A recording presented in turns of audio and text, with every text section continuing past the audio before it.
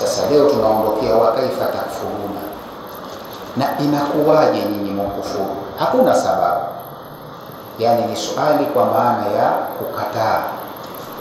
Katika lugha waweza muuliza mtu swali lakini kumbe ukawa unakanusha. Sasa na swali hili limekuja kaifa, lakini lengo ni kukataa kwamba nyinyi msiwatii hawa, mkiwatii watakurejesheni katika ukafiri. Wa kaifa takfuruna, mtakufuruje nyinyi Waislamu? Wa antum, na hali ya kuwa nyinyi mna kila sababu za kuongoka, kwa sababu tutla alaikum ayatullah, mwasomewa juu yenu aya za Allah. Mtu akisomewa aya za Allah hakuna sababu ya kupotoka. Isitoshe, wafikum rasuluhu, sababu nyingine ya pili, pamoja nanyi mnaye mtume wake. Mwasomewa aya za Allah, lakini pamoja pia na mtume wa Allah mko naye. Hizi ni sababu mbili kubwa za kuongoka nyinyi.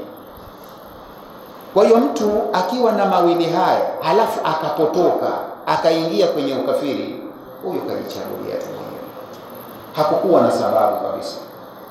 Ndio maana Allah ameleta alama ya kuuliza kama ya mshangao, wa kaifa takfuruna wa antum, mnakufuruje nyinyi wakati nyinyi tutla alaikum ayatullahi, mwasomewa juu yenu aya za Allah. Hiyo ni sababu ya kutokukufuru, kwa sababu mtu anakufuru pale hajui. Ukisomewa aya za Allah maana yake utajua lipi lafaa, lipi halifai, lipi watakiwa kufanya, lipi hautakiwi kufanya. Mwasomewa aya zake Allah. Wafikum rasuluhu, na pia yuko nanyi mtume wake. Mtume wa Allah mko naye. Wa man ya'tasim billah, yoyote atakayeshikamana na Allah akamkubali na kumwamini, fakad hudiya, huyo atakuwa ameongozwa katika sirati mustaqimi, kwenye dini iliyokuwa ya sawa. Njia kwa maana nini? Wa kaifa takfuruna wa antum tutla alaikum, mtakufuruje wakati nyinyi mwasomewa juu yenu ayatullahi, aya za Allah. Wafikum rasuluhu, na yuko nanyi mtume wake Allah. Wa man ya'tasim billahi, na yoyote atakayekamatana na Allah, akashikamana na Allah kweli kweli, fakad hudiya, huyu atakuwa ameongozwa ila siratin mustaqimin, katika njia iliyo sawa, kwa maana dini ya haki. Wa kaifa takfuruna billahi, mutamkufuruje Allah baada imanikum bi, baada ya kuwa nyinyi mlishamuamini huyo Allah. Isitoshe, wa antum ma'akum sababu, isitoshe pamoja nanyi munazo sababu al-azam, sababu kubwa sana, lithibati ala imani, za kuthibiti kwenye imani. Nazo sababu hizo, kwa sababu fa ayatullahi, aya za Allah, tuqra'u alaikum, za somwa kwenu. Wa rasuluhu Muhammadun sallallahu alaihi wasallam yubayyinuha, na mtume wake ambaye ni Muhammad sallallahu alaihi wasallam anazibainisha hizo aya kukufafanulieni lakum nyinyi. Wa man yastamsik bi kitabillah, yoyote atakayekamatana na kitabu cha Allah, wa sunnata rasulihi, na sunna za mtume wake, fakad wafaqahu Allah ila tariqi mustaqim, huyo ndio atakuwa ameafikishwa na Allah katika dini iliyokuwa ya sawa, kwa sababu siko dini sio sawa. Fakad hudiya, atakuwa ameongozwa. Fakad wafaqahu Allah, atakuwa amewafikishwa na Allah ila tariki mustaqimi, kwenye njia iliyonyooka, kwa maana dini ya sawa, ambayo la iwijaja fihi, haina mipindo mipindo. Dini hiyo haina kombo kabisa. Wa kaifa takfuruna billahi, mutamkufuruje Allah baada imanikum bihi, baada ya imani zenu kumuamini. Mshamuamini, chakuwa waumini kweli, mnakufuruje sasa? Wa antum ma'akum sababu, wakati nyinyi munazo sababu al-adham, kubwa sana, lithibati ala al-imani, ambazo kwa sababu hizo zitakuthibitisheni kwenye imani. Sababu ya kwanza, fa ayatullahi tuqra'u alaikum, aya za Allah za somwa kwenu, mwasomewa kila siku, na msomaji ni mtume Muhammad sallallahu alaihi wasallam, anakubainishieni, anakuwekeeni wazi kila kitu. Wa rasuluhu Muhammadun sallallahu alaihi wasallam, na mtume wake ambaye ni Muhammad sallallahu alaihi wasallam, yubayyinuha lakum, anakubainishieni nyinyi hizo aya. wa man yastamsik bikitabillahi, na yoyote atakayekamatana na kitabu cha Allah, wa sunnati rasulihi, na sunna za mtume wake, faqad wafaqahu Allah, huyo atawafikishwa na Allah, amewafikishwa na Allah ila tariki mustaqimi, kuifuata njia iliyokuwa sawa, kwa maana dini ya haki, la yujaja fihi, dini ambayo haina kombo, haina kasoro. Akaendelea kuwaita tena waumini, ya ayyuhalladhina amanu, enyi mlioamini, ittaqullah, muogopeni Allah, haqqa tuqatihi, vile inavyostahiki kuogopewa, wala tamutunna, wala msije mkafa, illa isipokuwa wa antum muslimuna, nyinyi mufe mukiwa ni Waislamu. Usije ukafa nje ya Uislamu, takula hasara. Ya ayyuhalladhina amanu, enyi ambao mmeamini, ittaqullaha, muogopeni Allah, haqqa tuqatihi, vile inavyostahiki kuogopewa, wala tamutunna, wala musife, illa isipokuwa wa antum muslimuna, mufe mukiwa Waislamu. Hii ni amri kwamba anatakiwa mtu akiondoka katika sari aondoke akiwa yumo ndani ya Uislamu. Usije ukaondoka kwenye sari ukiwa kwenye mambo mengine na dini nyingine, utakula hasara. Ya ayyuhalladhina amanu billahi, enyi ambao mmemwamini Allah, wattaba'u rasulahu, na mkamfuata mtume wake, khafu rabbakum, mukhofuni mola wenu, muogopeni mola wenu, haqqal mukhafa, yani vile inavyostahiki kuhofiwa na kuogopewa, wadhalika, na kuogopewa inavyostahiki, bittibai awamiri, ni kule kufuata amri zake, wajtinabi nawahihi, na kujiepusha na makata. Huku ndiyo haqqa tuqati, kumuogopa vile inavyostahiki kuogopewa ni kwa kuacha makatazo na kufata amri.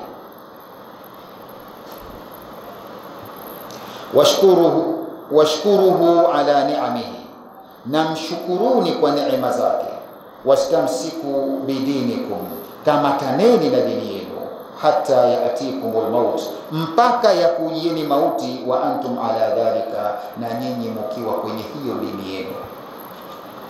Ya ayyuhalladhina amanu, enyi mlioamini, billahi, kumwamini Allah, wattaba'u rasulahu, na ukamfuata mtume wake, khafu rabbakum, muogopeni mola wenu, haqqal mukhafa, vile anavyostahiki kuhofiwa na kuogopewa.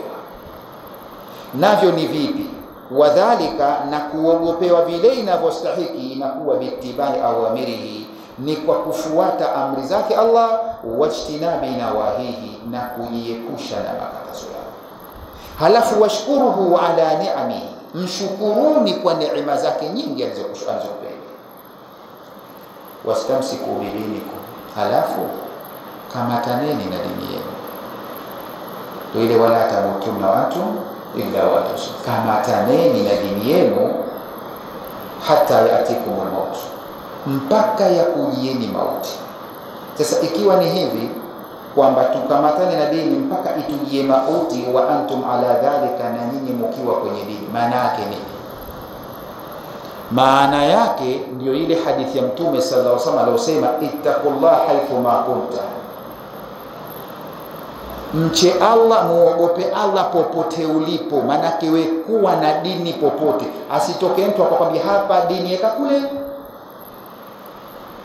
usikubaliane na ile kitu, kwa sababu tumeambiwa tukamatane na dini, usije ukafa ila ufe ndani ya hiyo dini, na kifo hakileti taarifa, hakuna barua kwenye kifo. Tuko pamoja? Kwa maana hiyo, wewe muda wote popote ulipokuwa na dini, asije akakuchanganya mtu kwambia hapa bwana dini na mambo haya. Maanake hapo ukiivua dini, yakitokea mauti yakakuchukua, hapo ndio umekwenda huna dini, itakuwa hukufa ukiwa Muislamu. Tuelewana jamani?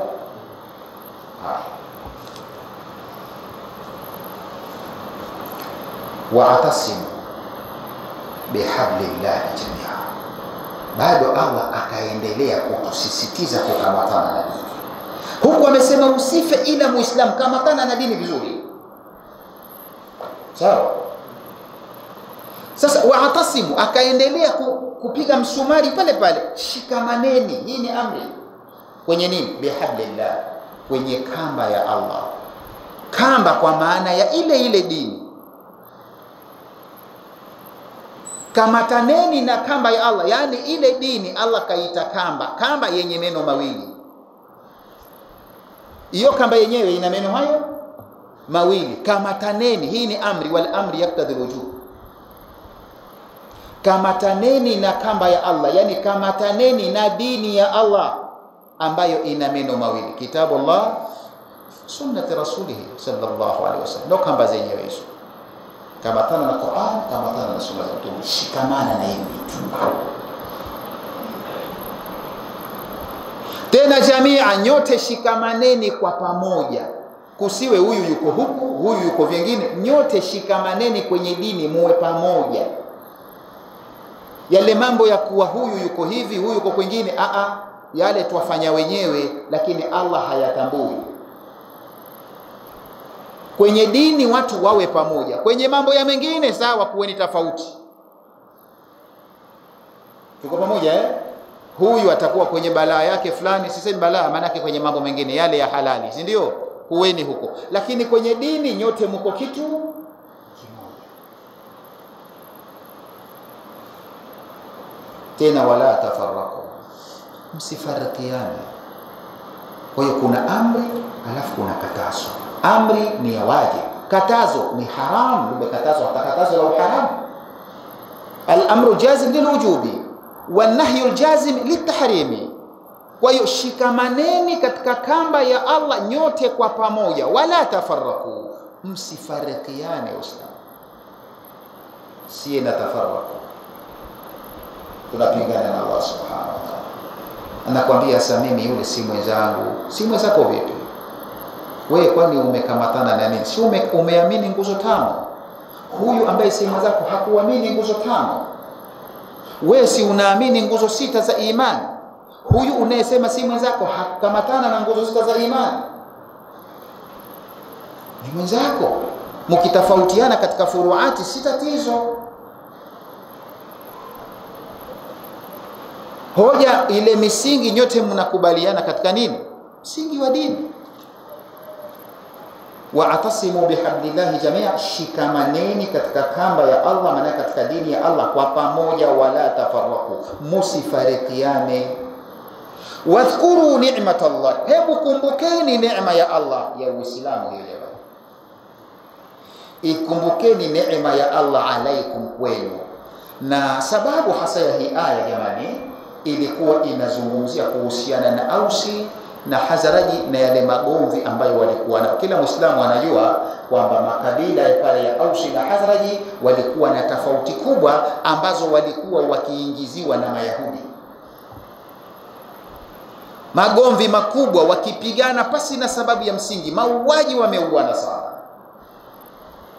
Lakini Allah akawapelekea neema ya Uislamu na mtume mwenyewe sallallahu alaihi wasallam, ikawa ndiyo sababu ya kuondosha nini? Tofauti zao. Tunasema wadhkuru ni'matallahi alaikum, kumbukeni neema ya Allah aliyokuneemesheni ya kukuleteeni nyinyi neema ya mtume pamoja na Uislamu wake. Idh kuntum a'daa, pale ambapo mlikuwa maadui kabla ya yeye, mnapigana. Ausi hamtaki Hazaraji na Hazaraji hana haja ya Ausi, hana haja ya Ausi. Wakifitinishwa, kila mmoja ana sapota yake katika Yahudi. Huyu mwingine sapota yake ni Yahudi wa Bani Quraidha, huyu mwingine ni Yahudi Bani Nadir.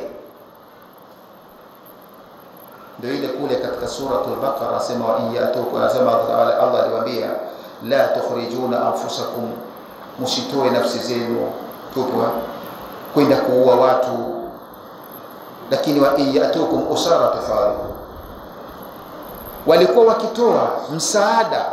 Bani Quraidha wanatoa msaada wa mali na hata wa kijeshi, na Bani Nadhiri wanatoa msaada wa mali mpaka wa kijeshi. Wakikutana kule wanapambana, lakini akikamatiwa mtu wake anakwenda kutumia Taurati kukomboa teka wake. kwa sababu sheria imo kwenye Taurati ya kukomboa teka, lakini kwenye Taurati iko sheria ya kutokupeleka watu kwenda kupiga watu, haifatu. Tunasema kumbukeni, idh kuntum a'daa, wakati mlikuwa maadui, fa'alafa baina qulubikum, Allah akaziunganisha baina ya nyoyo zenu. Tunajua sote, ukisoma sira, Mtume sallallahu alaihi wasallam alipofika Madina, jambo la kwanza alilofanya, akha baina ansar, aliunda udugu. Kwa sababu gani?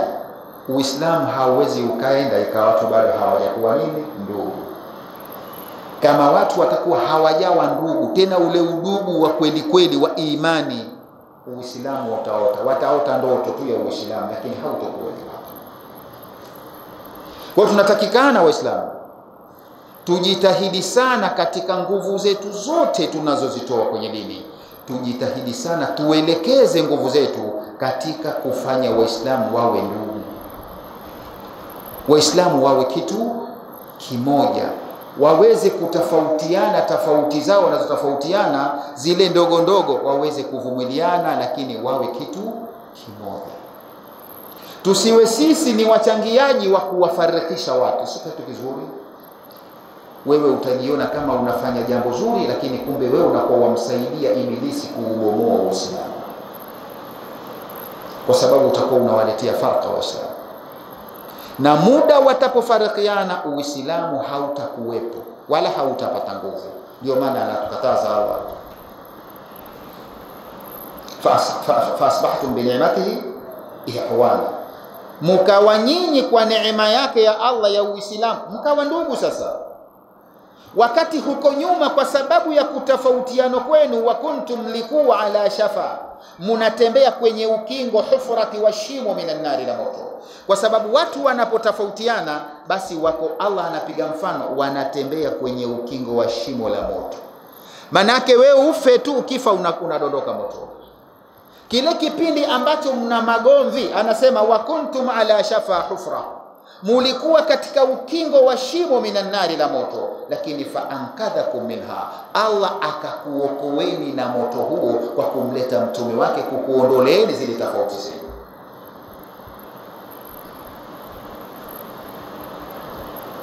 Kadhalika yubayinu Allahu lakum, hivi ndivyo ambavyo Allah anakubainisha. Kama ambavyo akakuokoeni, basi kadhalika hivyo hivyo yubayinu Allahu lakum, anakubainishieni Allah nyinyi ayatihi, aya zake. Lengo nini? La'allakum tahtaduna, ili muongoke. Allah hataki watu wapotoke.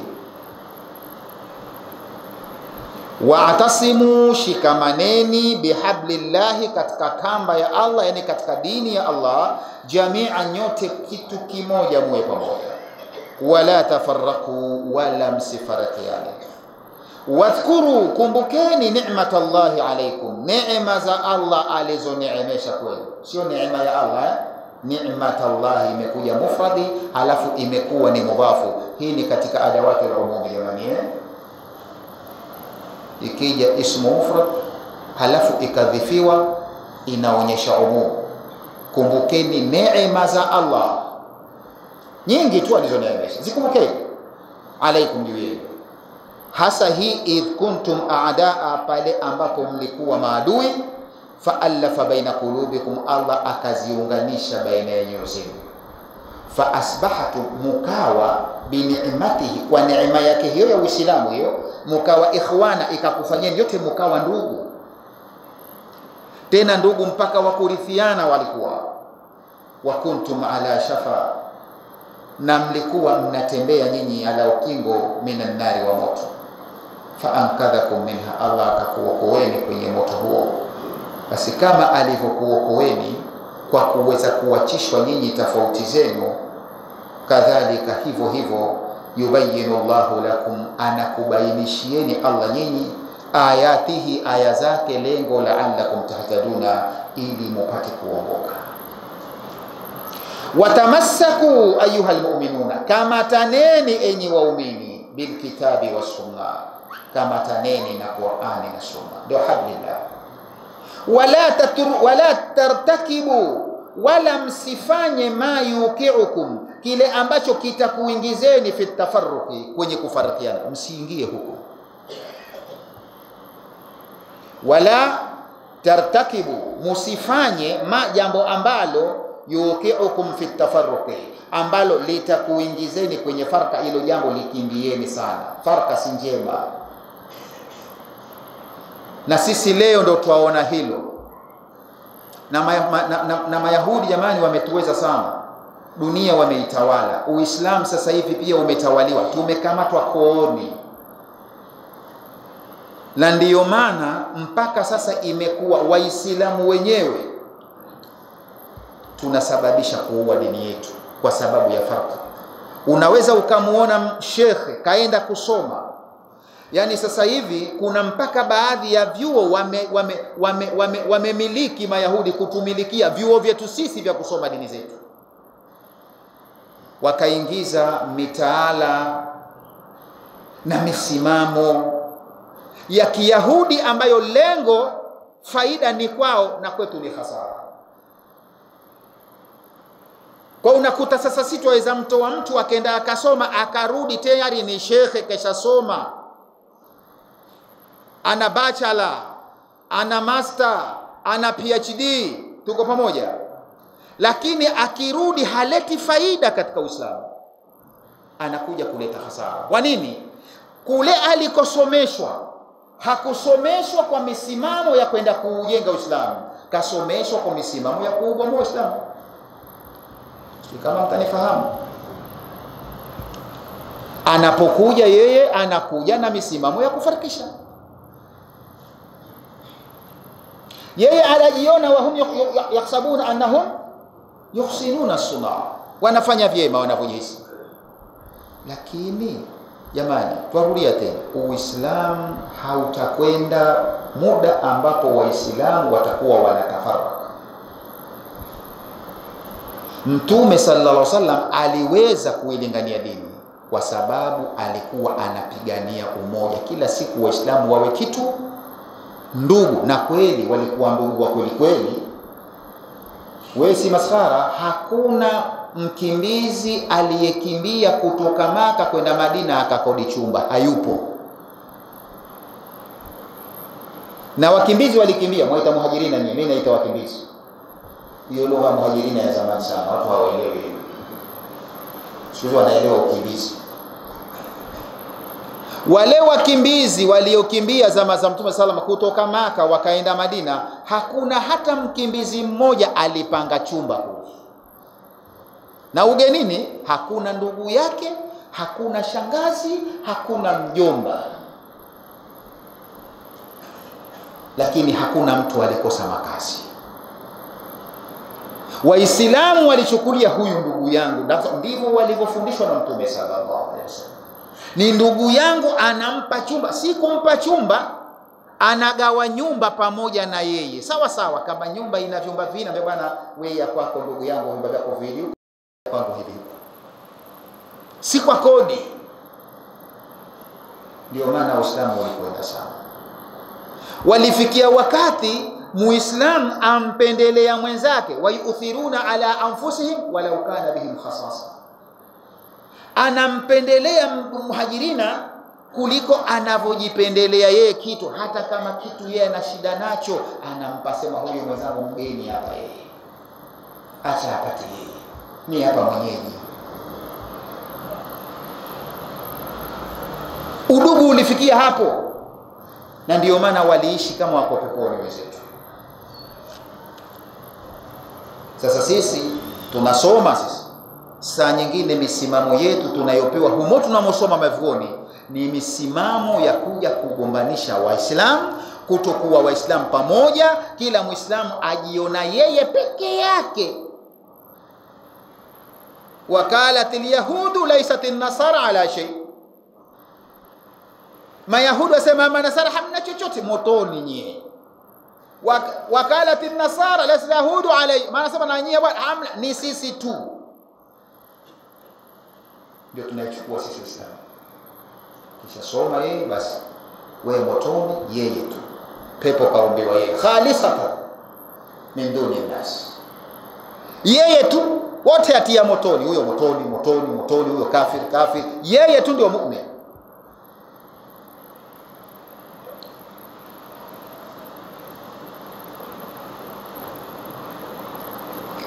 Watamassaku ayuha almu'minuna bikitabillah, shikamaneni waumini na kitabu cha Allah wa sunna na sunna ya Mtume.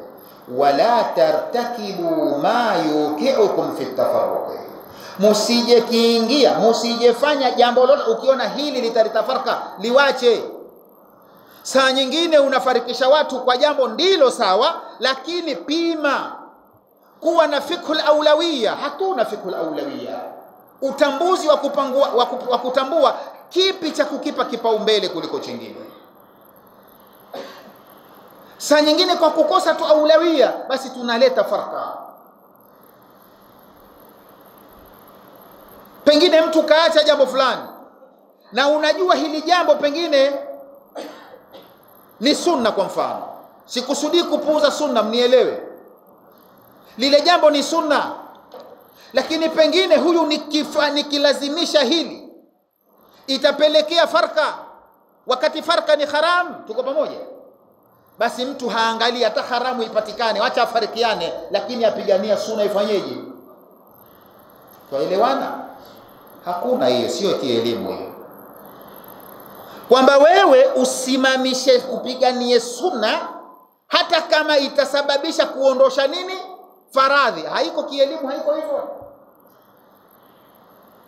Ndio maana Mtume sallallahu alaihi wasallam aliacha ile Baitul Haram, Kaaba, aliacha kuijenga kule kwenye sehemu yake husika katika Hijr Ismail. Hakuijenga pale ilipojengwa, sipo kabisa katika mle ilimopita, simo.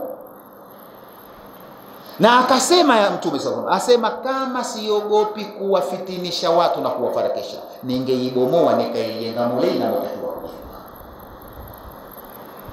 Lakini kazingatia nini? Kufarikisha watu, kwamba watu weshazoea toka walipozoea kuna Kaaba ajue mpita huko. Leo uje uambie humu simo tupitie, watakuelewa hao? Asema kama siogopi hichi ningebomoa. Hakuibomoa. Kwa hiyo alichofanya nini? Kaangalia aulawia, kilichokuwa kipaumbele zaidi nini, kwamba akijenga Kaaba mle itakuwa sawa, kapita mule ambapo ni sunna tuseme sawa, lakini ikasababisha farka ni haramu.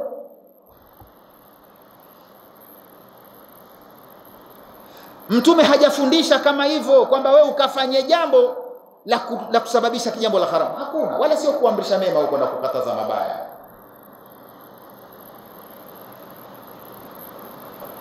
Hatusomi sababu yetu, hatusomi mambo ya usulu dawa. Tukisema usulu dawa watu wanajua ile taratibu walizojipangia. La, ni fani hiyo katika usulu dawa inaitwa. Mtume hajafundisha hilo. Lazima kile unachokifanya kiwe kipo katika misingi, na kuna wakati mwingine uovu hutakiwi kuukataza. Uovu hutakiwi kuukataza. Allah akasema fadhakir, lakini inna fa'ati dhikra. Mmesoma nyewe lugha mko, mnajua inna nafanya kazi gani. Fadhakir inna fa'ati ni adatu sharti, kumbusha. Lakini inna ikiwa utaleta manufaa ukumbusho wako, hauleti manufaa, achana na hilo jambo, utaleta hasara. Na ndiyo maana Mtume sallallahu alaihi wasallam alipokuja yule mshamba kukojoa msikitini, hakuna mtu aje kwamba kuna mshamba alikwenda kukojoa msikitini Mtume amuona, na hakuna mtu atasema lile ni zuri. Si zuri lile kukojoa wapi? Msikitini. Na watu waliposimama watakamkataza, Mtume kawakataza wakatazaji. Mtume abariki yule akojoa msikitini. Kwa nini? Kwa sababu inna fa'ati dhikra, pale kumkumbusha hakuna manufaa, kutaleta madhara tu. Aliwakataza wakatazaji na aliwapa na adabu. Adabu akamwambia akachukua ndoo ya maji kamwagia. Sio ingemwambia mwenyewe bwana mkubwa umekojoa, akachukua ndoo usafisha mkojo wako. Si ndio? Hakusafisha yeye, kawaambia wale kachukueni maji mwageni pale. Kwa sababu nini? Hakukuwa na faida kukataza, ungeleta madhara zaidi tu. Aidha yule ingeogopa watu ni wengi msikitini, ingeeneza msikiti mzima mkojo, si balaa hiyo? Sasa wakati kosa limfanyika pale, ukimwacha kikojoa pale itakuwa ni kosa dogo pale, utasafisha pale, kuliko kujitia kwenda kunini akaueneza msikiti mzima, ukabidi ule kimsikiti mzima. Wewe itakuwa umekataza uovu, umezidisha uovu, utakuwa umemsaidia ibilisi. Kwa hiyo lazima tuangalie kile ambacho twakifanya. Kufarikiana ni haram, wala tafarraqu, hii lamu nahi litahrimi hapa. Kwa hiyo usije ukaja ukaondosha haram, yani ukafanya haram, yani wafanya jambo pengine la sunna, yani unasisitiza ifanyike sunna isimame, lakini kumbe kusimama sunna hiyo ikawa ni sababu ya kuondoa nini, kufanya jambo la haramu. Na ndiyo maana wewe ukiwa unaswali sunna, swala ya faradhi ikakimiwa, unatakiwa ufanyeje? Ukate sala yako uingie kwenye faradhi. Kitu gani? Ni ile ile sheria aulawia, kuangalia kipaumbele ni nini. Kwamba wewe haiwezekani eti wafanya sunna wakati huko tayari nini, faradhi imesimama, wewe wakangana na sunna tu ndio shekhe. Wewe haujijui maana yake unakuwa. Kwa Mtume sallam aliacha kuijenga ile Kaaba kwenye sehemu yake husika, na alisema sababu naogopea kuleta kufaraka, kuwafarikisha nani? Watu. Tuogope sana hilo jambo. Sema msifanye jambo ambalo litakuleteeni faraka. Wadhkuru in'ama Allah, kumbukeni neema za Allah alaikum kwenu, hina kuntum a'daa, pale mlipokuwa ni maadui kabla Islam. Kabla Uislamu nyinyi mlikuwa ni maadui, au sina hata wana uadui mkubwa. Tukatiluna, tatakataluna, mnapigana ala aqalli asbabi, kwa sababu ndogo tu nyeteri, mnapigana mapanga. Fajamaa baina qulubikum, Allah akazikusanya kati ya nyoyo zenu, akaziweka pamoja. Kwa sababu gani? Bil Islam, Uislamu ndio unaweka nini pamoja. Kwamba anajikuta mtumie Ausi, huyu Hazaraji, sawa wewe ni Ausi ni Hazaraji, lakini twakusanywa na kitu kimoja kinaitwa nini? Uislamu. Wewe ni Muislamu na mimi Muislamu. Ukiondoa neno Ausi na mimi nikiondoa Hazaraji, tunabakia kwamba wewe ni Muislamu na mimi ni nani? Muislamu. Uislamu ndio ukaweka pamoja. Kwa na wewe ulicho popote, kama umejitafutia kikundi, umejitia wewe kikundi fulani, wakijua mwenyewe unapokiita, na huyu ana kikundi chake, akiita vipi tupo sawa, bakia na kikundi chako utakavyokiita, lakini mwisho wa siku ujue kwamba kuna jina moja jina wakusanya pamoja. Nini? Uislamu. Yote ni Waislamu.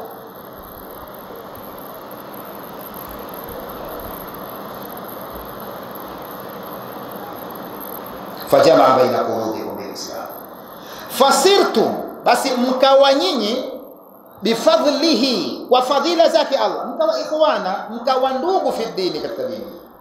Tena mutarahimina, ndugu wenye kuhurumiana, mutanasihina, wenye kuzaniana wema na kunasihiana. Wa kuntum kabla dhalika, na mlikuwa nyinyi kabla ya hapo, yani kabla ya Uislamu, mlikuwa mushrifina, mshakurubia sana ala dukhuli nari, kuingia motoni, mko karibu sana motoni. Kwa nini? Likufrikum, kwa sababu ya kufuru zenu. Fa anjakum Allahu minha, Allah akakuokoeni na moto, bil islami, kwa kule Uislamu kukuleteni. Wa hadakum lil imani, akakuelekezeni katika kuamini. Wa kama bayyana lakum, kama alivyokubainishieni nyinyi Allah hadha, hili yubayyinu lakum, pia anakubainishieni nyinyi ma yaslihu ahwalakum, kile ambacho kitatengeneza hali zenu fi dunya wal akhirah, duniani na akhirah. Lengo nini? Litahtadu ila tariqi rashadi, ili mupate kuongokewa, kuijua njia ya uongofu ni ipi. Watasluku sabila alistiqama, na mupite njia iliyokuwa ya sawa. Huko mnakopita maporini, Watamassaku ayuha almu'minuna, kama taneni enyi waumini bilkitabi wa sunna, na Qur'an na sunna, wala tartakibu, wala musifanye ma kile ambacho yukiukum fi tafarruqi, ambacho kitakuingizeni kwenye kufarikiana. Wadhkuru in'ama Allahi, kumbukeni neema ya Allah alaikum kwenu, hina kuntum aadaa, pale mlipokuwa maadui kabla alislami, katika Islamu, tatakataluna, mnapigana ala aqalli alasbabi, kwa sababu chache, sababu ndogo tulikuwa mkipigana, lakini fajamaa baina qulubikum, Allah akaziunganisha baina ya nyoyo zenu bilislami, kwa Uislamu. Fasirtum, mukawa sasa bifadlihi, kwa fadhila zake hizo, ikhwana, mkawa ndugu wa nini? Fi dini, ukawa ndugu katika dini.